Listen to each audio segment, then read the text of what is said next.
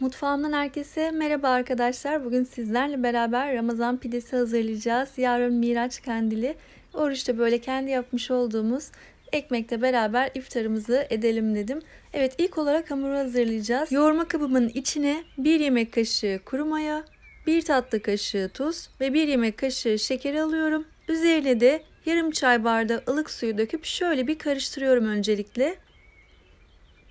1 su bardağından 1 parmak fazla ılık sütüm var. Yani 225 milim. Onu da yavaş yavaş dökerek bakın karıştırmaya devam ediyorum. Burada önemli bir püf nokta vermek istiyorum. Kullanmış olduğumuz sıvı malzemeler eğer çok soğuk olursa maya aktif hale gelmiyor. Çok da sıcak olursa mayayı öldürüyor. Hamurlarımız bu yüzden dolayı güzel kabarmıyor veya piştikten sonra sert oluyor. Evet, son olarak bakın yarım çay bardağı sıvı yağ da ekledim. Tekrar bir karıştırıp hemen kenara alıyorum karışımı. İlk etapta elimde 3 su bardağı un var. Şöyle ortasını biraz açıyorum ve mayalı karışımı üzerine bırakıyorum. Hemen ardından da yoğurmaya geçiyorum. Hamur yoğurdukça oldukça böyle cıvık bir hamurum oldu. Bu nedenle üzerine yarım su bardağı un daha ilave ettim. Ele yapışmayan yumuşak bir hamurumuz olacak. Ununuzun kıvamına, yoğunluğuna göre sizler de ona göre kontrollü eklersiniz. Mayalı hamurlar yoğrulmayı çok seviyor arkadaşlar. En az 6-7 dakika yoğuralım hamurumuzu. Mümkünse tabii ki 10 dakika. Böylece daha özlü ve kıvamlı bir hamurumuz olmuş oluyor. Evet, bakın hamurum toparlandı. Oldukça yumuşak ama ele yapışmayan bir hamur elde etmiş oldum. Evet, şimdi üzerini örteceğim ve 1 saat mayalanmaya bırakacağım.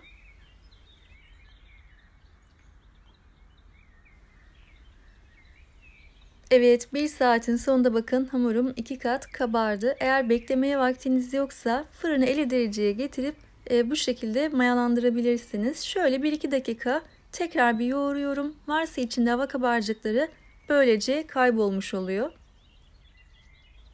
Havası çıkmış olan hamurumu masama aldım.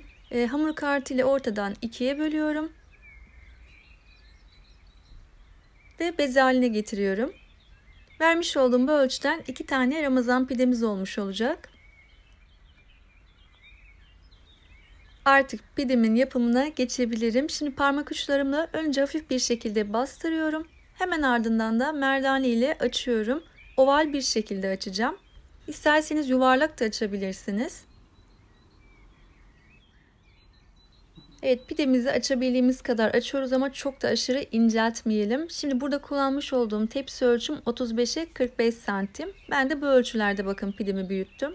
Yağlı kağıt sermiş olduğum tepsimin üzerine yerleştiriyorum. Eğer yağlı kağıt yoksa elinizde tepsinizi güzelce yağlayıp ekmekleri bu şekilde üzerine bırakın. Şöyle elimle düzelterek pidemin şeklini düzeltiyorum. Hemen ardından da desen vermeye geçiyorum. Bir tahta kaşık yardımıyla yapacağım bu işlemi. İsterseniz parmaklarınızla da yapabilirsiniz. Ben önce tahta kaşık ile bakın şekli veriyorum. Daha sonra parmaklarımla biraz daha belirginleştireceğim. Üzerinin şeklini böyle baklava dilimi şeklinde yapmak istedim. İsterseniz kare dilim şeklinde de yapabilirsiniz. Yalnız bastırırken lütfen çok fazla böyle bastırmayalım ki mayasını söndürmesin. Parmak uçlarımla bakın şeklini biraz daha belirginleştiriyorum. Üzerini örtüp 20 dakika tepsi mayası yapacağız. İkinci mayalanmada biraz daha kabaracak arkadaşlar. Bakın bir miktar daha kabardı. Şimdi üzerine süt ve yumurta sarısı süreceğim. Çok güzel bir şekilde kızarmasını sağlayacak. 5 yemek kaşığı süt ve 1 tane yumurta sarısı güzelce çırptıktan sonra fırça yardımıyla hazırlamış olduğum bu sosu pidelerin her tarafına sürüyorum. Sosu böyle gözünüze fazla gelebilir ama kesinlikle fazla değil. Hepsini muhakkak kullanın. Çok güzel bir lezzet verecek sonrasında pidemize. Son olarak üzerine susam ve çörek otu serpeceğim. İsterseniz ikisinden sadece birini kullanabilirsiniz. Gelişi güzel de serpebilirsiniz. Tamamen size kalmış.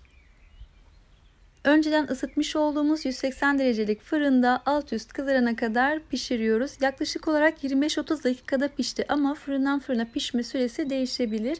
Bu nedenle lütfen kontrollü bir şekilde pişirelim. Bakın çok güzel artık fırında kabarmaya başladı. Ekmeklerim neredeyse hazır olmak üzere. İşte bu aşamada sadece susam serpmiş olduğum ekmeğin üzerine mozzarella rendesi bırakacağım. Eriyen herhangi bir peynir bırakabilirsiniz. Veya hiç bırakmadan da tabii ki sade haliyle de tüketebilirsiniz. Pişmeye yakın serptiğim için peynir eriyene kadar fırında bırakmam yeterli.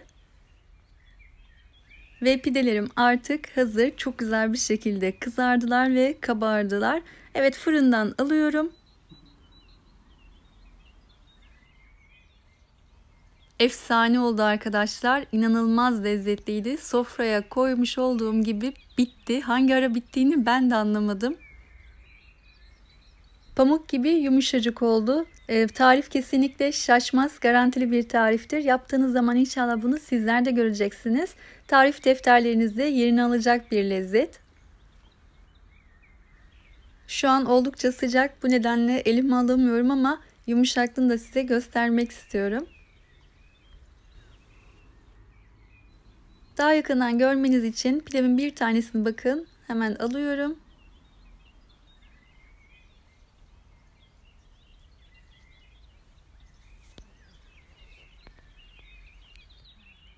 Peynirli pidemin de tadı muhteşem olmuştu. Tavsiye ederim sizlere. Rendelenmiş peynir yerine isterseniz şekil vermiş olduğumuz kısımlara dilim peynir de yerleştirebilirsiniz. Tabii ki eriyen bir peynir olması daha da lezzetli kalacaktır. Evet, hemen bakın sunum tahtamın üzerine alıyorum. Çünkü sizlere iç dokusunu da göstermek istiyorum. Biz çok sevdik bu güzelliği. İnşallah deneyecek olan sizler de memnun kalırsınız. Deneyen arkadaşlar eğer resim atabilirse Instagram ve YouTube sayfamda paylaşmaktan mutluluk duyarım. Evet, videomun sonuna geldik. Umarım sizler için keyifli bir seyir olmuştur. Varsa yapmamı istediğiniz bir tarif yorum kısmına yazarsanız en kısa zamanda yapıp paylaşacağım. Lütfen kıymetli yorumlarınızı eksik etmeyin. Bir diğer videomda görüşmek üzere. Hoşça kalın. Sevgiyle kalın.